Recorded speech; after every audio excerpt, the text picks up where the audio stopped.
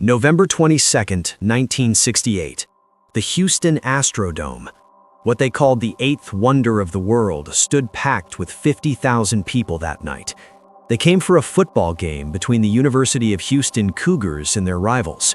They came for the spectacle, the lights, the roar of the crowd. They stayed for history. When the announcer's voice crackled through the stadium speakers, calling out the name of the university's new homecoming queen, something shifted.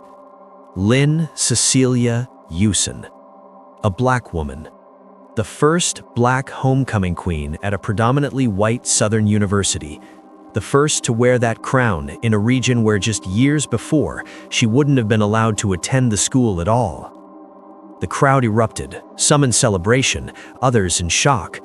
And somewhere in that noise, in that moment of triumph, Lynn became more than a student. She became a symbol. 3 years later, on September 10th, 1971, Lynn Eusan was found stabbed to death in the back seat of a stranger's car. 6 wounds, all in her back. The medical examiner would later testify they could not have been self-inflicted. The man driving that car had 14 prior arrests: rape, assault, armed robbery, a documented history of violence against women. He was out on bond for armed robbery when Lynn got into his vehicle. The trial came in March of 1972. The prosecution sought the death penalty. The evidence seemed overwhelming. But then something happened that would define this case for the next 53 years. Critical evidence disappeared. Lynn's clothing, her personal items, physical proof that could have sealed a conviction, were destroyed by Houston police before trial. The reason given: they created an odor. The jury deliberated, and Leo Jackson Jr. walked free, acquitted of all charges. No one else was ever arrested. No one else was ever tried. The case went cold. This is the Silent Files. I'm your host, and tonight we're investigating a murder that asks uncomfortable questions about justice, about activism, about who matters in the eyes of the law. This is the story of Lynn Eusan, the queen they couldn't silence, even in death. Before we go any further, I need to say something. Cases like Lynn's don't stay visible without people like you. Families waiting for answers, victims who deserved justice, investigations that were mishandled or abandoned.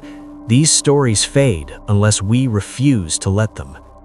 If you believe that cold cases matter, that unsolved murders deserve our attention, that every life taken violently deserves the full pursuit of truth, then please subscribe to Silent Files. Hit that notification bell. Let's keep breathing life into unsolved crimes and mysteries that were never meant to stay silent. Now, let's continue. Let's go back to the beginning. Not to the night Lynn died, but to the life she built, brick by brick, against a system designed to keep her invisible. Lynn Cecilia Eusan entered the world on October 11, 1948, in Galveston County, Texas. Her parents, Ida Mae and Wilbur Thurkield Eusan Sr., were raising 6 children in San Antonio during a time when segregation wasn't just custom, it was law. Black families lived in designated neighborhoods, attended designated schools, used designated water fountains. The world Lynn was born into had clear boundaries, and those boundaries were enforced. But Ida Mae and Wilbur didn't raise their children to accept those boundaries. They raised them to push back. Education wasn't optional in the Eusan household. Neither was community involvement. Neither was standing up when something was wrong. Lynn attended Phyllis Wheatley High School, an all-black institution in San Antonio. Wheatley was born from segregation, yes, but it became something more. A place where black educators poured everything they had into preparing students for a world that would try to diminish them at every turn. Lynn graduated in 1966 with ambitions that stretched beyond anything San Antonio could contain. That fall, she enrolled at the University of Houston, double major, journalism and education. She wanted to tell stories, and she wanted to teach. She wanted to shape minds and document truth. At 18 years old, Lynn Eusan walked onto a campus that had only begun admitting black students 4 years earlier. Let that sink in. The University of Houston didn't desegregate until the 1962-63 academic year. The Civil Rights Act of 1964 had been signed just 2 years before Lynn arrived. When she stepped on that campus, she was only 400 black students in a sea of thousands of white faces. Houston in 1966 was a city caught between two worlds. Legally integrated, yes, but culturally, socially, the divisions ran deep. Neighborhoods were still segregated by practice, if not by law. Job discrimination was rampant. Police brutality against black residents was common enough to be expected. The city was changing, but it was changing slowly, and only because people like Lynn were forcing it to. She didn't come to the University of Houston to blend in. She came to make noise. In 1967, Lynn's freshman year, she co-founded an organization called the Committee on Better Race Relations. They called it COBER. The name sounds diplomatic, almost gentle, but the work was anything but. COBER wasn't interested in polite conversations about diversity. They wanted action. They wanted the university to hire black faculty. They wanted black history taught. They wanted resources directed toward black students who were navigating a campus that had never been designed for them. In May of 1967, Lynn was arrested for the first time. She joined a demonstration in Houston's Sunnyside neighborhood, a predominantly black community where residents lived with unsafe housing, inadequate city services, and systematic neglect. The protest demanded accountability. It demanded that the city treat black neighborhoods with the same attention it gave white ones. Lynn was 19 years old when the police put handcuffs on her wrists. It was her first arrest. She wore it like a badge of honor. By the spring of 1968, COBER had won a significant victory. After months of pressure, the University of Houston agreed to establish its first course in black history. Think about that for a moment. A major university in Texas in 1968 had to be convinced by student activists that the history of black Americans was worth teaching. But one course wasn't enough. Lynn and her fellow organizers knew that surface-level changes wouldn't cut it, so they disbanded COBER and formed something bolder. They called it African Americans for Black Liberation, AABL. The name was deliberate. Not better race relations, not integration, liberation. The word carried weight. It carried Malcolm X and Stokely Carmichael and the Black Panther Party. It carried the understanding that freedom wasn't something to be asked for, it was something to be taken. Lynn threw herself into the work. She co-founded the SHAPE Community Center in Houston's 3rd Ward, creating a space where black residents could organize, access resources, and build power. She joined Alpha Kappa Alpha, becoming a charter member of the first black sorority established at the University of Houston. She marched with the Spirit of Houston Band. She worked as a reporter and photojournalist, documenting the movement she was helping to build. And she wore her hair natural.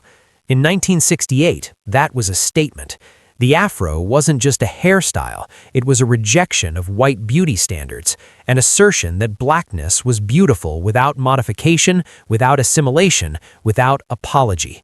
Lynn walked through campus with her head high and her hair unapologetic. She spoke at rallies, she organized meetings, she was arrested a second time during another demonstration. She was becoming someone the university couldn't ignore, which made her exactly the kind of person white students didn't want representing them as homecoming queen.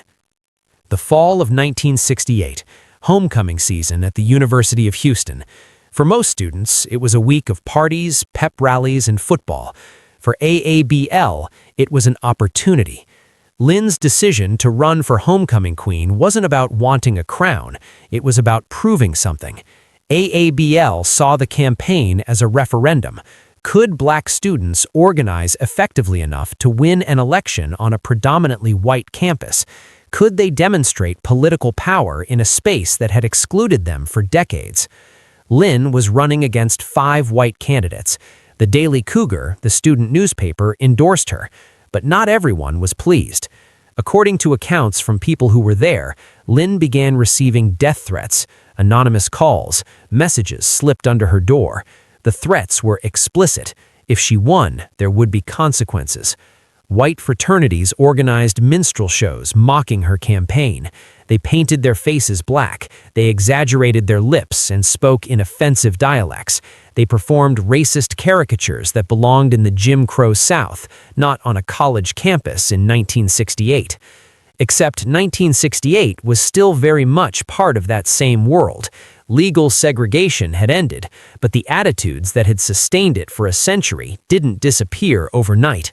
Lynn kept campaigning. AABL mobilized. They registered black students to vote. They organized rides to the polls. They made sure every black student on campus understood what was at stake. Not just a crown, but proof that their voices mattered. November 22, 1968, the Houston Astrodome. Lynn sat in her seat, unaware she had won. Her escort, a man named Omowale Luthali Allen, had lied to her about the results. He wanted to preserve the surprise. He wanted her to experience the full weight of the moment when her name echoed through that stadium. When the announcer called her name, 50,000 people heard it. Lynn Cecilia Eusan, homecoming queen. She walked onto that field and accepted a crown that had never been worn by someone who looked like her. She smiled for the cameras, she waved to the crowd, and in that moment, she made history. The Houston Chronicle interviewed her afterward. Lynn said this was the first time black students on the campus had banded together and really been effective against overwhelming odds. Effective against overwhelming odds. Those words would define her life, and eventually they would haunt her death. Lynn could have stopped there. She could have enjoyed her title, attended the events, graduated quietly, and moved on with her life. She didn't. In February 1969, just 3 months after her coronation, Lynn led more than 100 AABL members in a march to the office of University President Philip G. Hoffman. They didn't come to ask, they came to demand. They presented 10 demands in writing: an African American Studies program, the hiring and retention of black faculty, active recruitment of black students, support systems to ensure those students could succeed, scholarships, representation, power. The demands weren't radical, they were reasonable. But in 1969 Texas, asking a university to treat black students as equals was still seen as extreme. Lynn stood in front of President Hoffman's office with her natural hair, her AABL jacket, and 100 voices behind her. She didn't back down. She didn't soften her language. She demanded what was owed. And she was arrested again, her 3rd arrest, the homecoming queen taken into custody for demanding that her university educate black students about their own history. The crown hadn't made her untouchable. If anything, it had made her more visible, which made her more of a target. But visibility was the point. Lynn understood that change didn't happen quietly. It happened when people refused to be ignored. She kept organizing, kept writing, kept pushing. In 2020, she graduated from the University of Houston with degrees in journalism and education. She'd survived death threats, arrests, public mockery, and institutional resistance. She'd changed her university, and she wasn't done. After leaving HU, Lynn took a job as a reporter for Voice of Hope, the media arm of Hope Development Incorporated. Hope operated in Houston's 5th Ward, another predominantly black neighborhood that had been neglected by city government. Lynn's work there focused on documenting the struggles and successes of black Houstonians, telling stories that mainstream media ignored. She also became a contributing editor for Black Enterprise magazine, one of the leading national publications focused on black economic empowerment and entrepreneurship. It was prestigious work, important work. At the same time, Lynn worked as a secretary and public relations representative for the Progressive Amateur Boxing Association. She stayed rooted in Houston's working-class black communities, the places she'd grown up, the people who had raised her. And she had plans, big plans. She was preparing to attend graduate school in North Carolina. She wanted to deepen her education, expand her platform, and reach more people. Lynn was 22 years old. She had her whole life ahead of her.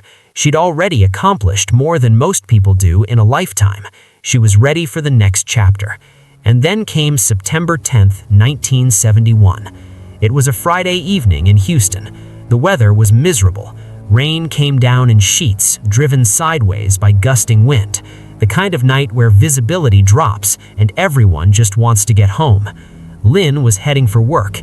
Exactly how she ended up in Leo Jackson Jr.'s car is unclear. Some sources say she accepted a ride from a stranger while walking in the rain. Others say she was waiting at a bus stop when she was abducted. What we know for certain is this. At some point that evening, Lynn Eusan got into a 1971 Chevrolet sedan driven by a man she likely didn't know. His name was Leo Jackson Jr. He was 26 or 27 years old. He worked as a longshoreman on Houston's docks, and he had a history. Leo Jackson Jr. had been arrested 14 times. The charges ranged from rape to assault to armed robbery. According to Houston police records, he had what investigators described as a long record for assaulting women and raping a juvenile. At the time Lynn got into his car, Jackson was out on bond for robbery with a firearm. He was awaiting trial for pointing a gun at someone and taking their property by force. This wasn't a man who made one mistake. This was a man with a pattern. Whatever happened inside that car, it ended with Lynn bleeding in the back seat, 6 stab wounds in her back. Leo Jackson Jr. was driving through Houston in the rain when he ran a stop sign. He wasn't paying attention, or maybe he was distracted, or maybe he was panicking. Whatever the reason, he blew through the intersection and collided with another vehicle. The other vehicle was an unmarked car, and the driver was a Houston Police Department detective. When the detective approached Jackson's Chevrolet to assess the damage and exchange information, he looked into the back seat. Lynn Eusan was there, bleeding, barely conscious. The detective immediately called for an ambulance. Lynn was rushed to Ben Taub Hospital, one of Houston's major trauma centers. Doctors worked on her, but the damage was too severe. Lynn Cecilia Eusan was pronounced dead. She was 22 years old. The medical examiner's report was clear and unambiguous. Lynn had been stabbed 6 times. All 6 wounds were in her back. The examiner stated explicitly these wounds could not have been self-inflicted. Someone had stabbed Lynn Eusan repeatedly from behind, and the only other person in that car was Leo Jackson Jr. Leo Jackson Jr. was driving through Houston in the rain when he was taken into custody.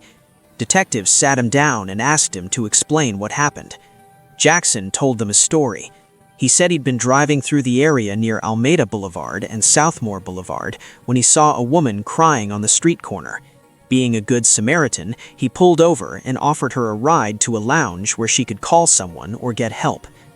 During the drive, according to Jackson, the woman became hysterical. She started talking about marital problems. She was upset about her husband, about her marriage falling apart.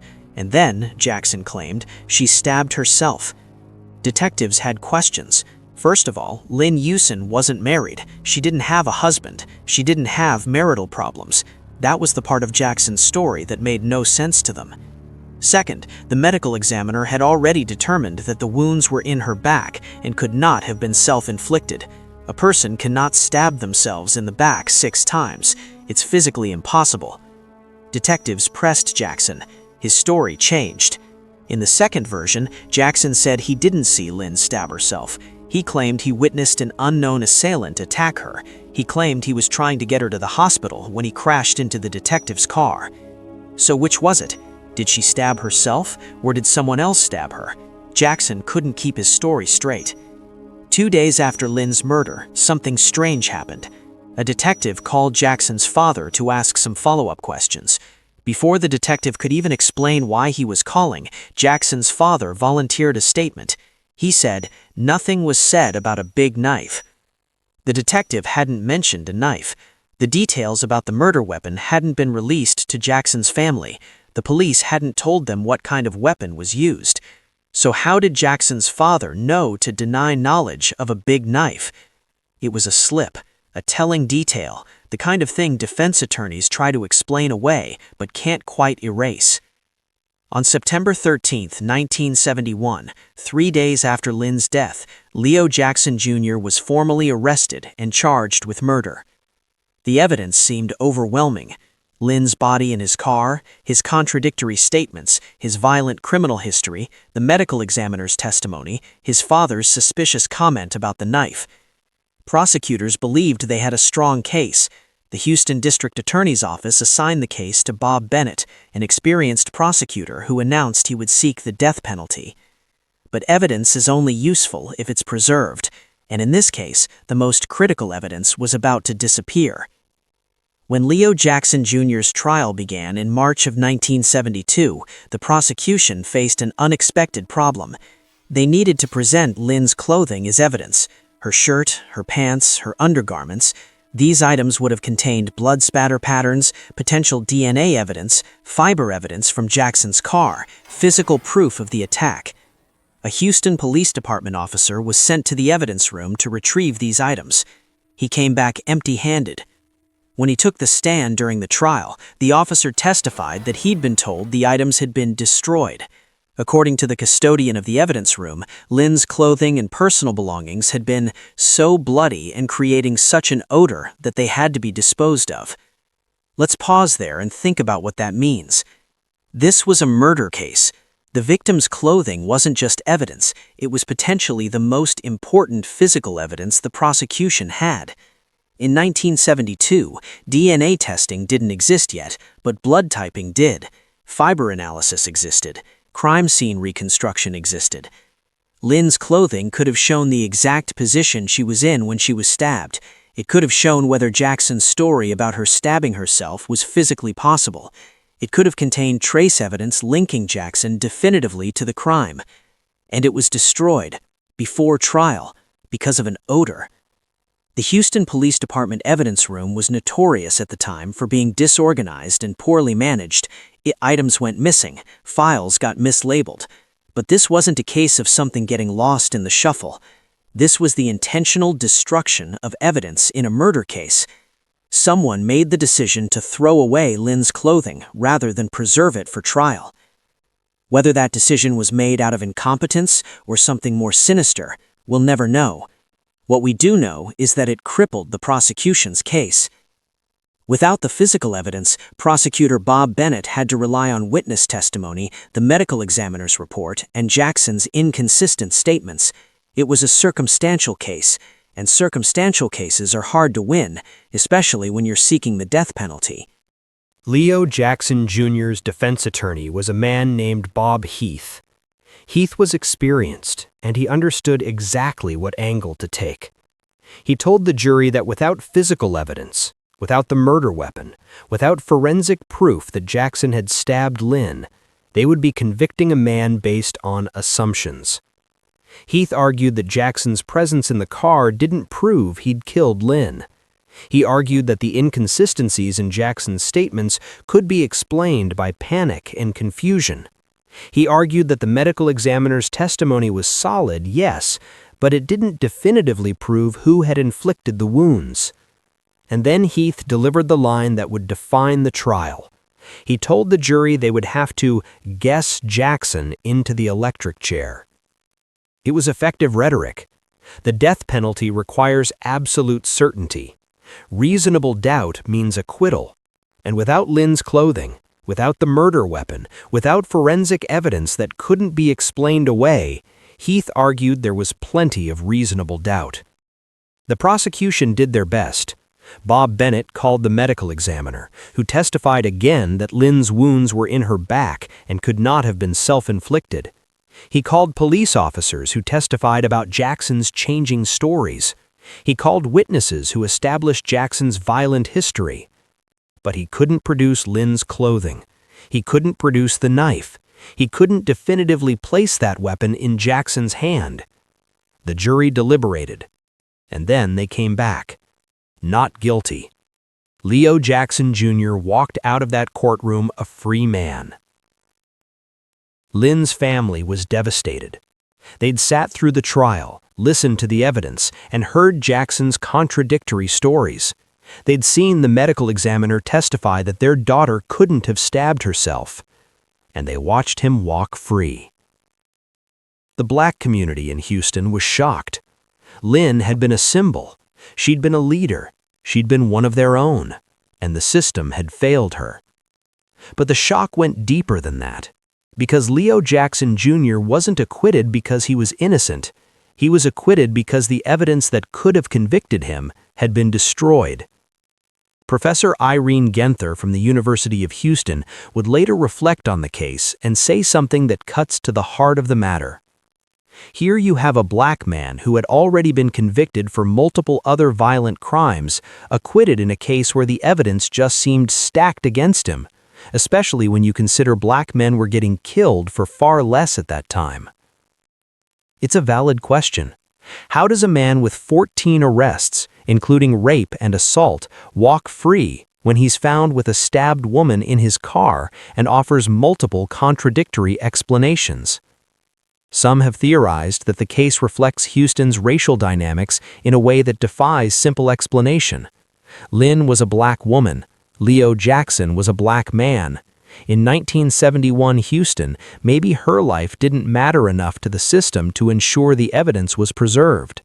Maybe his crimes against black women didn't register as seriously as crimes against white victims would have. There's another theory. Some have suggested that if Lynn had been the white mayor's daughter, the investigation would have been handled differently. The evidence wouldn't have been destroyed. The prosecution would have been relentless. The jury would have convicted. But Lynn was a black activist who'd made powerful people uncomfortable. She'd demanded change. She'd organized protests. She'd been arrested 3 times. Did that make the system care less about solving her murder? We can't know for certain, but the pattern is hard to ignore. Leo Jackson Jr. died of cancer in 1985. He never confessed. He never faced justice for what happened to Lynn. The case remains officially open with the Houston Police Department, but there's no active investigation. Most of the witnesses are dead. The physical evidence was destroyed in 1972. Lynn Eusan's murder will almost certainly never be solved. Lynn Cecilia Eusan was laid to rest in the African American Cemetery in San Antonio, the city where she'd grown up. Her family gathered at Holy Redeemer Catholic Church for her funeral. Friends came from Houston, classmates from the University of Houston, members of AABL and Shape Community Center. The University of Houston held a public memorial service on campus. The news coverage was significant. The Associated Press picked up the story, and newspapers across the country ran articles about the murdered homecoming queen. For a moment, the nation paid attention. But media attention is fleeting. Newspapers get recycled. Television coverage moves on to the next story. Within weeks, Lynn's murder had faded from the headlines. What didn't fade was her impact. In the years following her death, Lynn's family was shattered. All 4 of her brothers died in a relatively short time. The exact circumstances aren't widely documented, but the loss compounded the tragedy. Lynn's younger sister became one of the few surviving family members, carrying the weight of that grief forward. Lynn's niece, Andrea Eusan, would later say, her death left an indelible mark, but then so did her life. That's the tension at the heart of this story. Lynn's life was extraordinary. Her death was a tragedy compounded by injustice. Both things are true. Both deserve to be remembered. In 1976, 5 years after Lynn's murder, the University of Houston Board of Regents made a decision. They named a park after her. Lynn Eusan Park sits in the center of the University of Houston campus. It covers 4.6 acres. Students walk through it every day. Some of them know who Lynn was. Many don't. The park once housed Shasta, the university's live cougar mascot. In 2013, the university built a modern stage in the park with professional lighting and sound systems. It's become a gathering place for student events, performances, and rallies. Lynn would have liked that. A space for gathering, a space for organizing, a space for making noise. There's also a scholarship fund in her name for Black journalism students at the University of Houston. It's not a large fund, but it exists. Every year, a student receives financial support to pursue the same career Lynn was building when her life was cut short. Alpha Kappa Alpha, the sorority Lynn helped charter at UH, is still active. The organization she helped build continues to support Black women on campus. In Shape Community Center, the organization Lynn co-founded in Houston's 3rd Ward, is still operating today, still organizing, still fighting. Shape went on to play a crucial role in electing Houston's first Black mayor. The center continues to organize the Pan-African Cultural Festival, bringing together Houston's Black communities to celebrate culture, history, and resistance. Lynn's work didn't die with her. It grew. Remember those demands Lynn and ABAL made in February 1969? The march to President Hoffman's office? The call for an African American Studies program? It took 50 years. In the fall of 2018, exactly 50 years after Lynn was crowned homecoming queen, the University of Houston received state and federal approval to offer a Bachelor of Arts degree in African American Studies.